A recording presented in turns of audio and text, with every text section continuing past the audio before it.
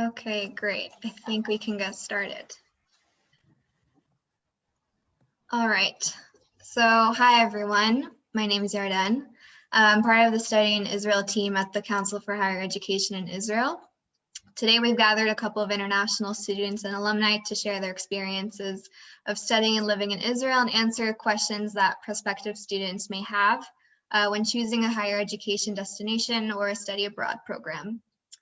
So we'll get started. I'd like for each one of you guys to introduce yourselves, where you're originally from, what you are studying, or if you're an alumni already, what you did study. So we'll start with Zach. Hi, my name is Zachary Williams. I'm from Kansas in the United States, and I studied an International Masters of Business in English at Ben Gurion University in Beersheba, Israel. I finished in October 2019. Medina, you want to go ahead? Hi everyone, my name is Medina. Originally I'm from Almaty, Kazakhstan, and currently I'm a third-year PhD student in chemistry at Bar-Ilan University. Sugandh. Yeah, hi, I'm Sugandh. I did Masters in Security and Diplomacy from the Tel Aviv University. And I've studied international relations before in India also. So yeah. Sherry. Hi everyone, I'm Sherry Lastman. I'm originally from New Jersey in the US, and I studied communications in the International School of the IDC in Herzliya.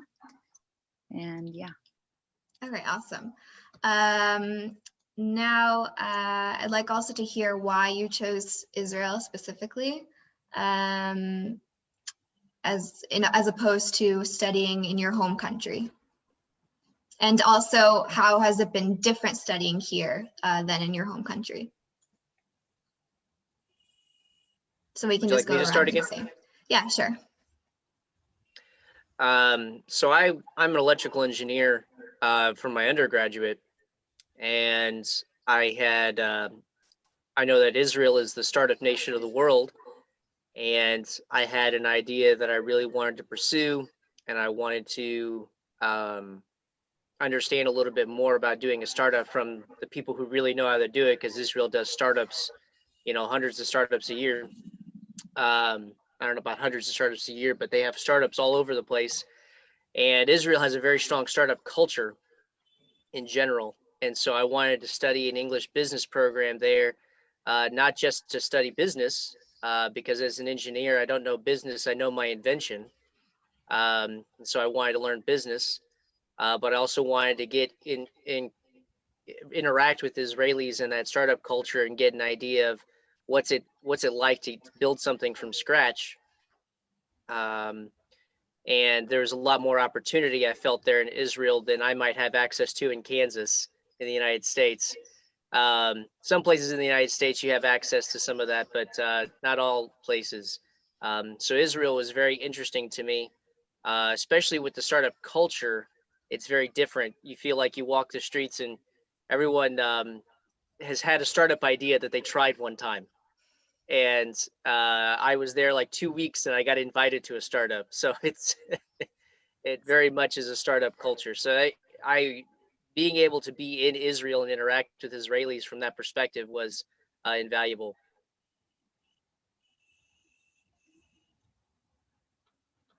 Medina. Okay. So I finished my bachelor's and master's back in Kazakhstan in chemistry from Zachary Williams National University. And during my master's, I was a visiting student actually here in Israel at the same university at Bar-Ilan. And during the time, actually, I saw the definite difference between my previous university and here, especially in terms of academic excellence.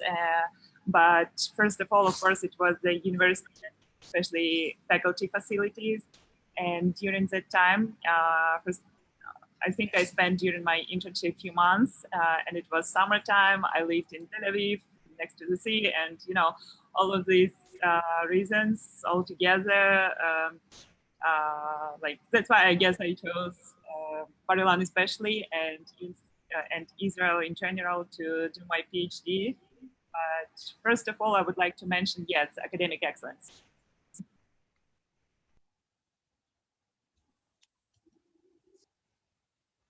So then you can go ahead.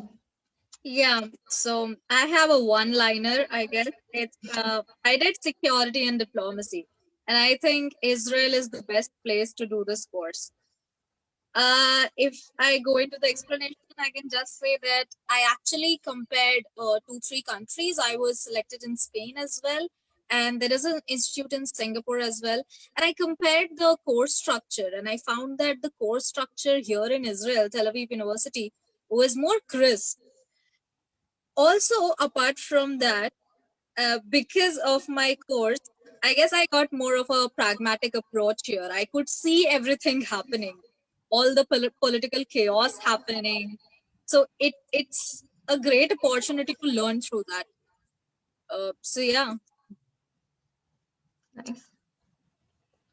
I'll go next. So for me personally, I moved to Israel when I just finished high school to do the army. And then after the army, it was kind of my natural next step to continue studying in Israel in English. So that's why I chose IDC and specifically communications in Israel, because I fell in love with the country, and I found out about the opportunity to study in English in Israel. So it was like a win-win for me. So in terms of your experience and your degree, were there anything you would want to share about the experience itself? Any highlights out of your time? This question goes obviously also for people who have already finished the degrees. If anyone wants to share some of the highlights of their experiences here.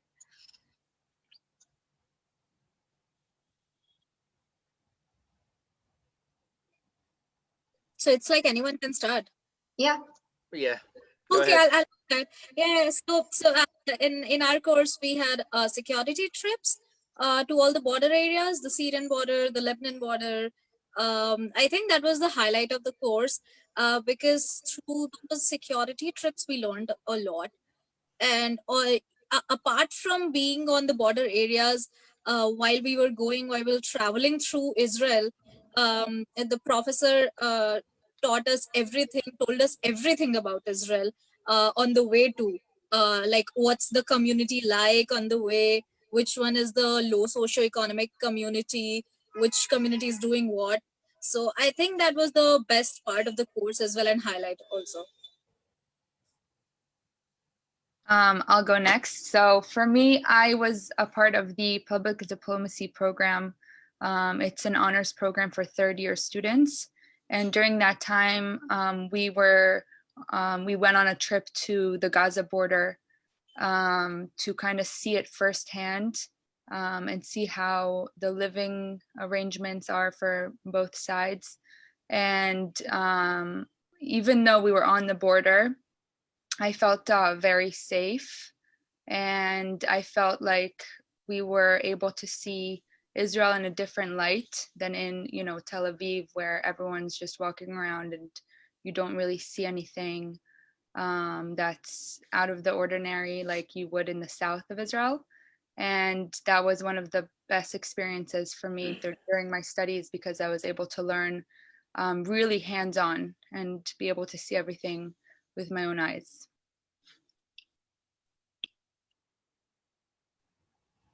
Okay. So we'll continue on to talking more about living in Israel rather than the experience in the academic side of it. So in terms of living in Israel, was it easy to adapt to living here?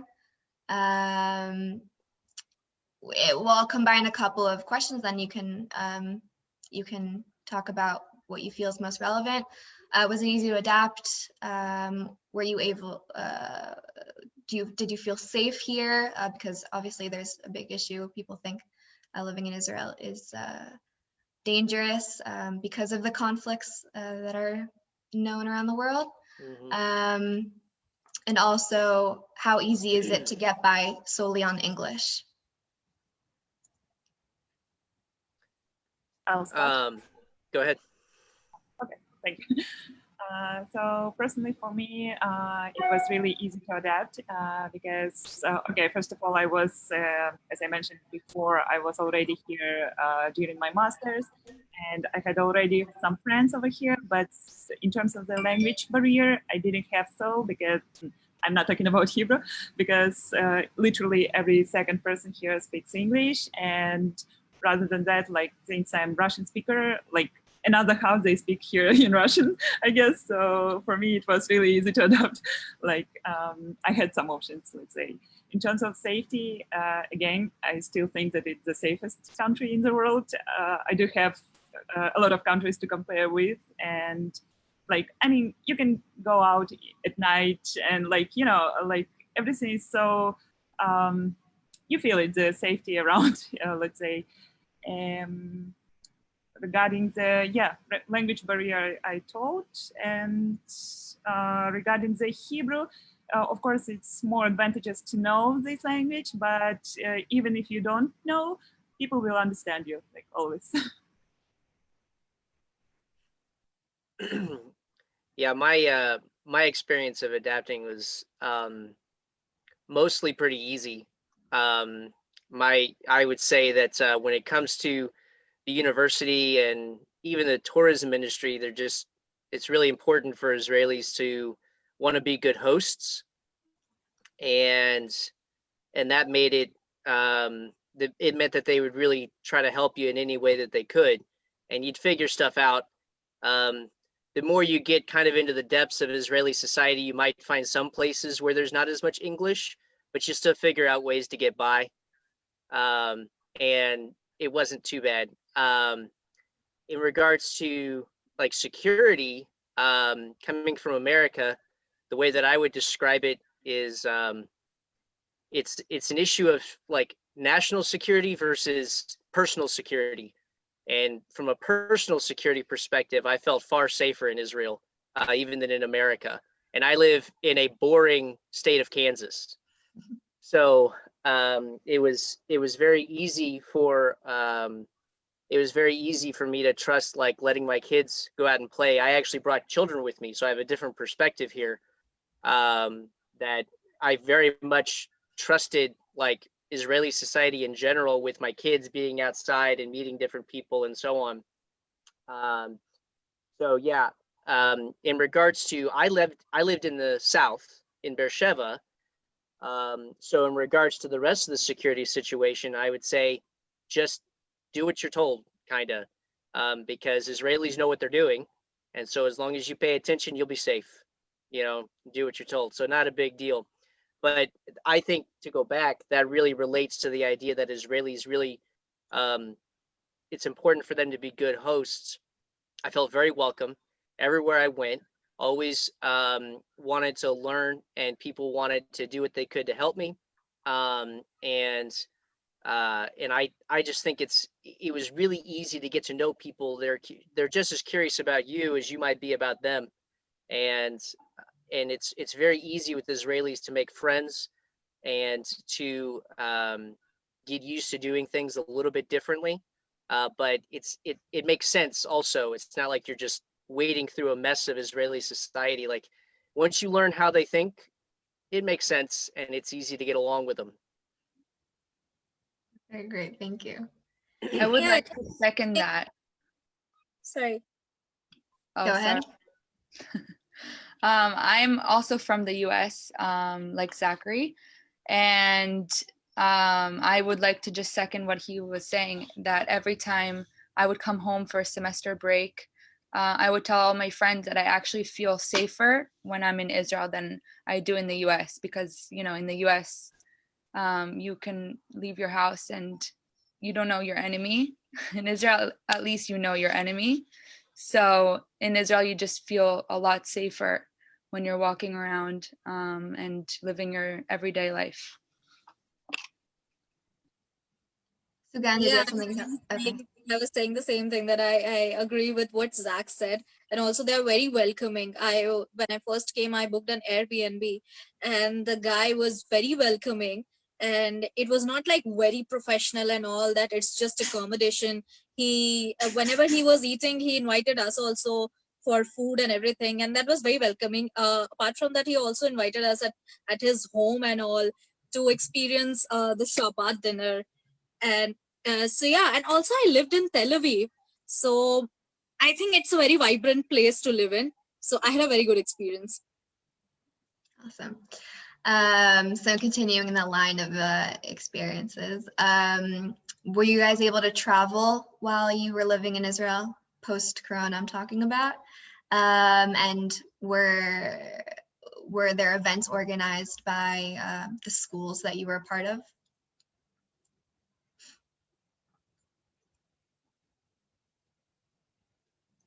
So, okay, I'll start.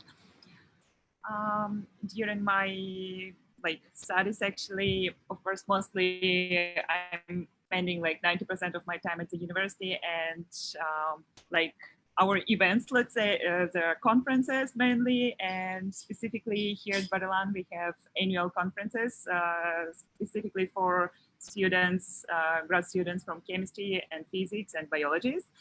And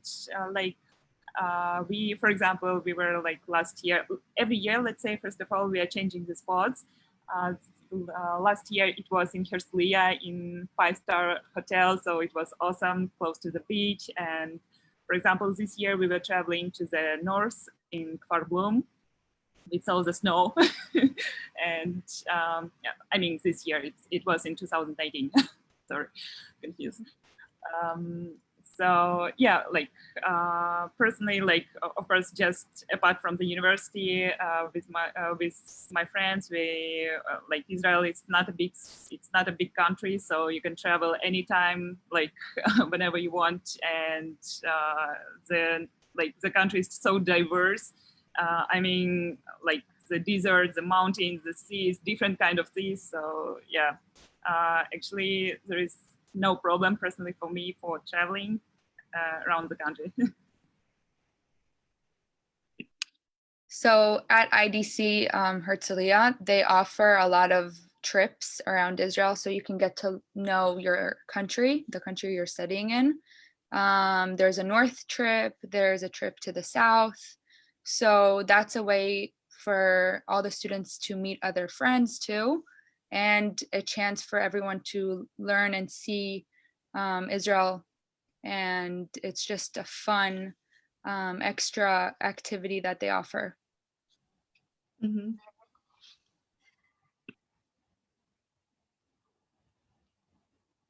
Okay. Actually, I wanted to jump in on that line, what you said about making friends. I wanted to ask what kind of opportunities were there to connect to other people, and if the schools organized events, how was that experience in really connecting to other people, both local and international students?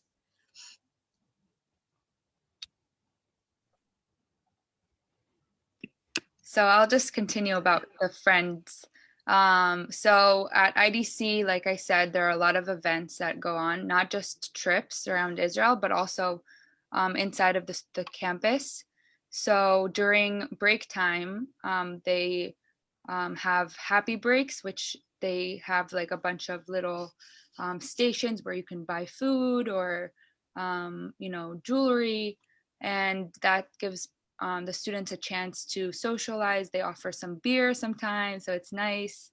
And apart from that, after campus, there's a bar that's close by. There's a program called IDC Connect, which connects the international students to the Israeli students on campus. And then you can meet them and they can meet you, and it's a good networking opportunity as well. So there are a lot of opportunities at IDC that I experienced. Mm-hmm. Yeah, I think the easiest way to meet Israelis is just start talking to them. I mean, they talk, and you can meet anybody anytime, just about. Just go talk to somebody, and so certainly in your classes or in your like program, it's easy to meet Israelis, because I liked that my program was mixed. Like I wasn't all international students, and I think most programs are like that. That you largely are with Israelis in your program too. And so it's really easy to work with people, make friends, get in, project groups together, whatnot, and then spend other time talking and chatting outside of working on your schoolwork. Um, with international students, my experience was very similar, that there are definitely trips and other programs with other international students, multiple trips, multiple opportunities to meet international students and get to know them, or maybe even in Ulpan, if you are adventurous enough to want to learn some Hebrew, you'll definitely run into plenty of other international students there trying to learn Hebrew also. Um, so yeah, just start talking and you'll make friends. Yeah, Israelis definitely are eager to meet people from outside of Israel. So I definitely agree with what you said. Okay, awesome. So in terms also of in terms of the more practical things such as housing, what was your experience in that? How does it work? What's the student housing availability like? So if anyone wants to jump in. So at Bar-Ilan University, I'm talking about only Bar-Ilan, of course. Yeah. We have like a student village, which was built actually just recently. This year, and it's really awesome. If you will check their website, it's like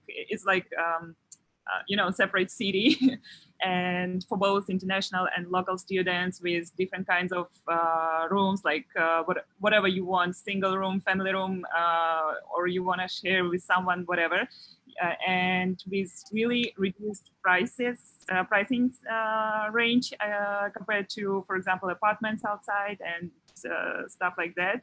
So personally, when I just arrived in Israel, I also was living in the dorm, but it was like another kind of dorm. Now it's even more better. And then I moved to the apartment, which is here also in Givat Shmuel. By the way, Bar-Ilan University is located in Ramat Gan, which is very close to Tel Aviv, let's say. Students, they have options, first of all, to live in the dorms if they want, or to rent some apartments close to the university. And yeah. Zach, you said you brought family with you. What was the housing situation for that like? Yeah, so that certainly was a little bit more complicated than just getting student housing, because I definitely needed to get an area that was a little more accommodating to more people. And so I heavily relied on friends to help me to kind of hunt around. We kind of did it the way an Israeli would do it, looking up on Yad Shtayim and trying to find what was available and hunting around. And I was in an Airbnb until we found a place. And so that part maybe was a little bit more difficult, but again, I had friends. It was easy to talk to somebody and get some help. And it went surprisingly fast once I got some help to find what I needed and get some things worked out. And not very far from our university. I would also kind of mention that, I had an experience in Beersheba, not necessarily Tel Aviv or Jerusalem, and there is a much higher percentage of people that speak English in Tel Aviv or Jerusalem. So I experienced maybe some other difficulties, but it was very rewarding because down in the South, I got to interact with Bedouin. I got to interact with Mizrahi Jews. A lot of them, my landlord was a Mizrahi Jew. And so even though there were some other difficulties trying to find housing and things like that, it also ended up being very rewarding, because then you get to know people better. They helped you through something. You can talk, you can return the favor. Believe me, there were times when I returned the favor and helped them out with some things too. So, you know, these are at least people that I feel like I can contact again, and we're not starting over. Like, we built a relationship or built a friendship, you know, to work with these people and talk with them. So a little bit more difficult, but again, get help, and Israelis are more than willing to help, and it won't, once some things go smoothly, it'll go fast. I lived in the university dorm, so it was very easy. Also, luckily, I was on a full scholarship, so I never had to pay for the dorms. And we had all the stores like the grocery store, pizza center, cafe, everything in our campus. So it was a great experience to live in. But a lot of my friends also stayed in apartments away from the university. And that was also fine, actually. So, yeah, I think housing also it's easy, I guess. In Tel Aviv, because of a lot of students, it's pretty fine to get housing and everything, accommodation. Mm-hmm. It becomes a little expensive also sometimes, but yeah. Okay. At IDC, they offer dorms, which they just built 2 years ago, and they're brand new. They're very, very nice. So if you're a new student, that's something that I would recommend doing, because I think that living on campus with other students that are starting out gives you kind of like the student vibe, and you can meet more people that way. And you're, especially if you're coming from another country, then this is a way for you to kind of like get a soft landing into the country by first seeing and like learning what you like. Maybe the following years you can move out of campus, but I think that first year students, it's really, really good to live on campus in the dorms. And then IDC also offers student housing like within the city of Herzliya. So you don't have to live on campus. You can also live in an apartment and have roommates. Mm-hmm. And also, to add on to that, if you are looking for an apartment rather than student housing, there are tons of Facebook groups to look in. So I would say that's the best bet if you're not looking for student housing. Student housing is through the institution, and so that's that. So we'll move on to talking more about the application process. What was your application process like? And how can you find scholarships? If you did have a scholarship, what was your experience and what did it cover? So let's start first with this. The application process, I think, was pretty easy. I mean, I didn't face much difficulties with that. We just had to email our documents. Some of the documents were missing, but then I found out, and then I emailed again and again. So I was in touch for 1 month at least, less than a month, with the university. And when all my documents were there, then it took just, I guess, less than a month to accept everything. And then there is a trust in India, which is in collaboration with Tel Aviv University. And every information, everything was given on the website, on the Tel Aviv University website. So it was very easy to find out everything, and I applied for the scholarship through that link. It took me, I guess, 1 more month for that, because there was an interview lined up to get approved for the scholarship. And they asked some questions about the subject. There were 2 professors for the scholarship approval. So yeah, it went just fine, and I got approved.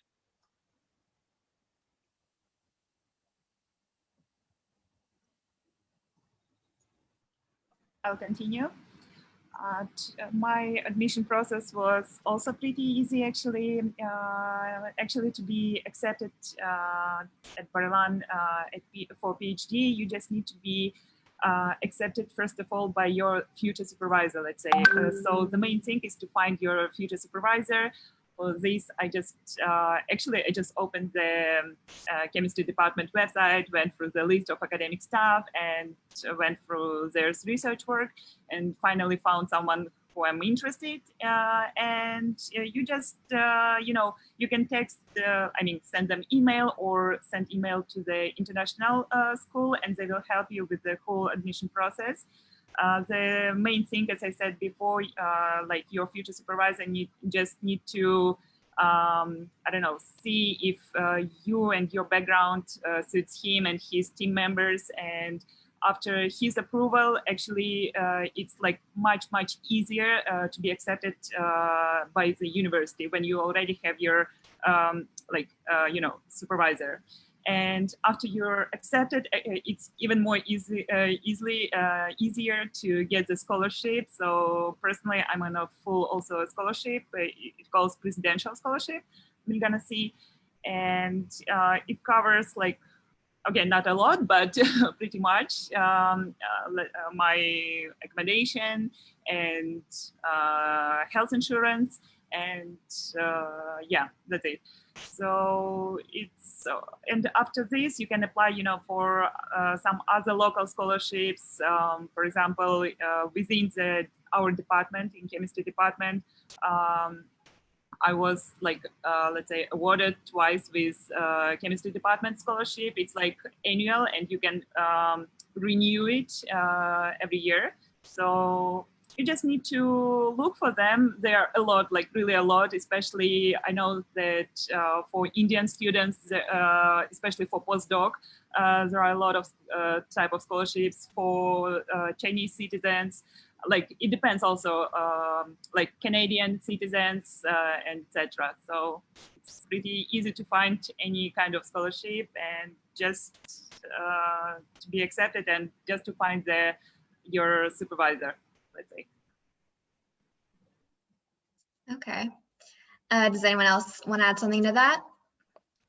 I just want to add that, like a little insider for anyone interested in going to IDC. I went to an info session. Now they're doing them online. So they have them pretty much every month or every 2 months. And if you go to the open house and kind of sign up through that, then you get a discount when you sign up through that. So that's that can help save money on the application process when you're going to IDC. Okay. I'd also like to add about visas.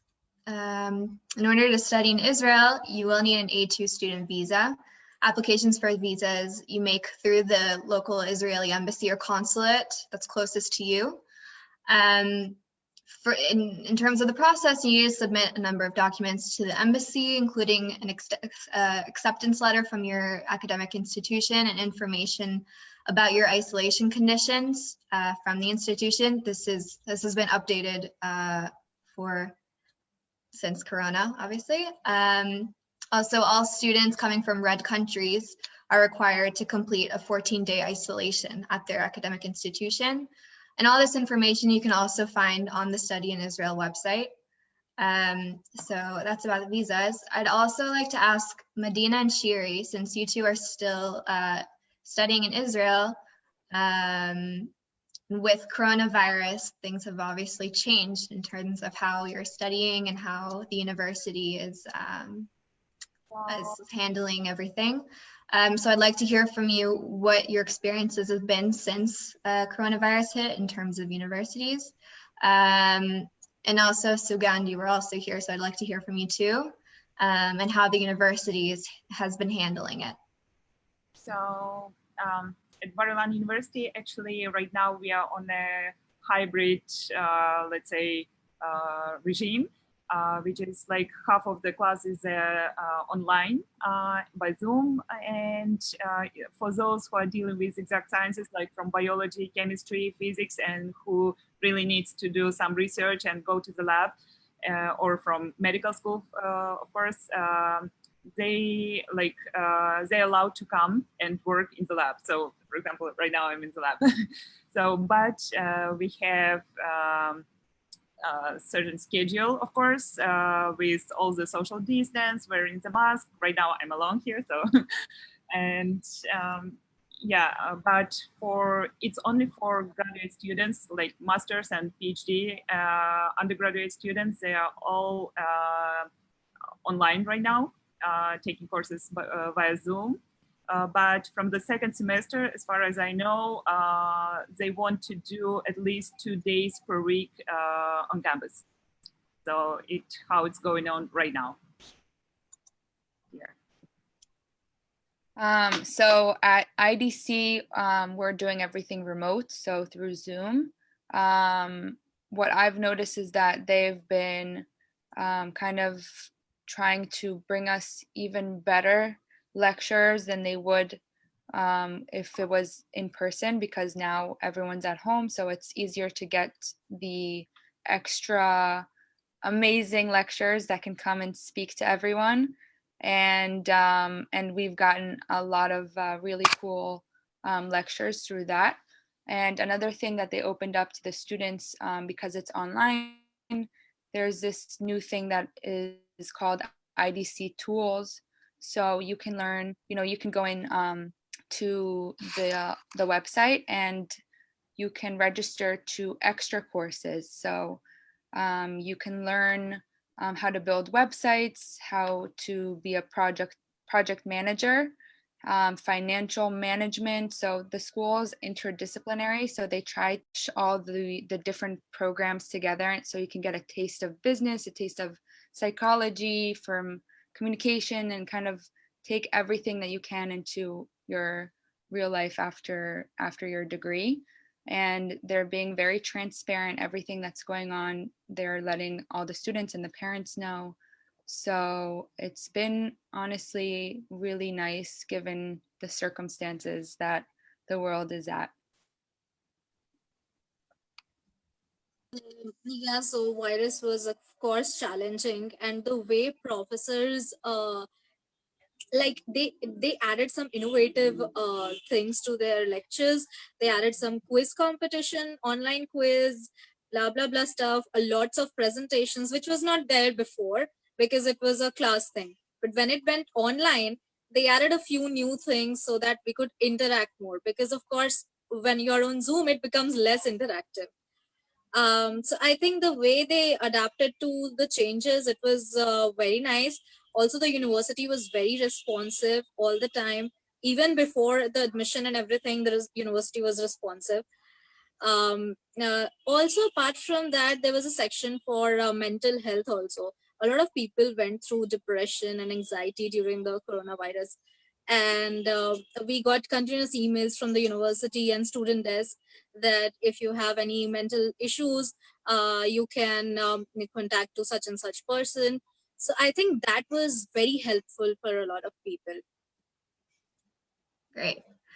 Okay, so I'm gonna give you guys 2 last questions that I'd like you all to answer. The first is, what did you enjoy the most about studying in Israel, or what are you enjoying the most about studying here? And also, what's one tip you would give for prospective international students? Zach, do you want to start? Sure. Again, I think what I enjoyed the most was interacting with Israelis. It made the education experience all the better, because I was learning and they were learning, and we had slightly different styles of learning things, and slightly different styles of how we do work or when we show up on time and stuff like that. But it was good getting to know them and understand how they think, and also getting the Israeli education experience is a very pragmatic, very practical, hands-on, you want to be involved kind of experience. I didn't mention it earlier, but definitely I got to have a practical opportunity to apply my MBA by interning with the startup and so on. So I heard that from everyone else, that practical experience alongside your education was very, very nice. very helpful. And then getting to do it with Israelis, that was my favorite. What was the second question again? What would be a tip to give a prospective student? Get an Israeli SIM card for your phone immediately. Ask around what apps to download. Use your apps for everything. You want the bus routes. You want to know what's going on with the security situation. You want to know what's going on at your school. Get the phone apps.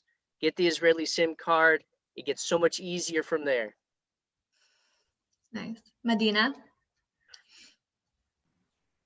Well, what do I like is that I'm studying in a very international team. Let's say our research team, we are very diverse. I mean, we have local students, we have students literally from all over the world, like, and it's so crazy when they're talking about their own, like, you know, experience, and we are sharing with each other, and it's really interesting and amazing. And what else? What would I say? I don't know. Don't be afraid. Just come, and you just need to see how it's going over here. You like, I don't know, especially to start your degrees. Because it is well-known fact that Israel is a country of startups, as it was said before. It's a country, if you're interested from the exact sciences, it's like, it is also well-known that most of the scientists, like Nobel Prizes, for example, laureates, I mean, they're from Israel, and, you know, like, just come and see, and don't be afraid to start. Again? Yeah, what we were saying? Sorry, I just skipped what. What did you enjoy most? And a tip. Yeah, got it. So apart from the university of course is very interactive. I think I love the international community and how they organize back-to-back events so that we interact more. Apart from that, I loved interacting with the Israeli outside the university. I mean, whenever you're going, I think they're very friendly.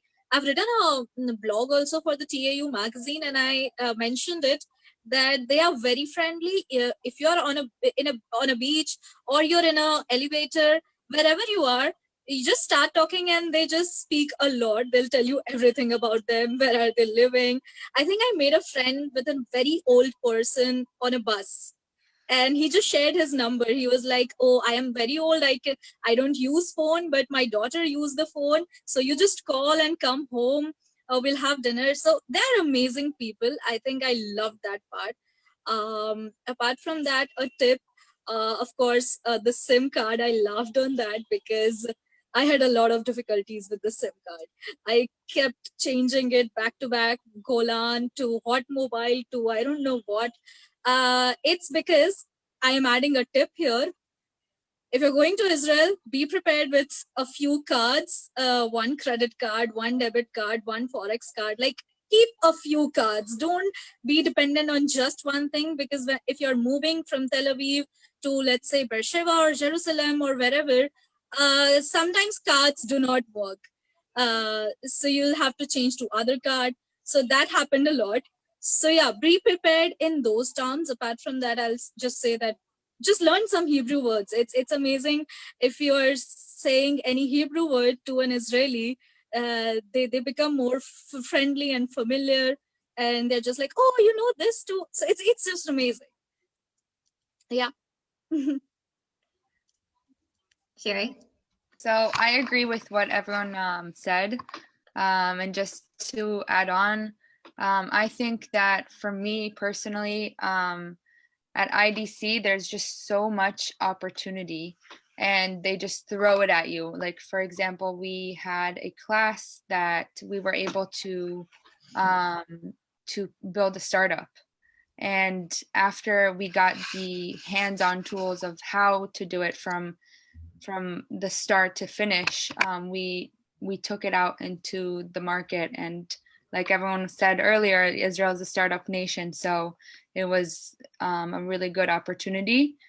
That is something that I will always really, really be grateful for. And a tip that I would give is to just, keep exploring and be really open-minded, because you don't know what kind of opportunities are going to come to you. So you just got to take them. Great. Thank you so much for all of you guys for participating. I think the last message I can send to the prospective students that are watching this is really apply and come to Israel. Despite the circumstances, Israel is accepting international students, and the universities are working with the limitations that are in place to provide trips and opportunities to get out and explore. And I think that sums it up. So thank you so much for participating, and good luck with the rest of your degrees if you're still studying. And I think that's it. Thank you. Thank you. Thank you for having us. Bye-bye. Bye-bye. Thank you.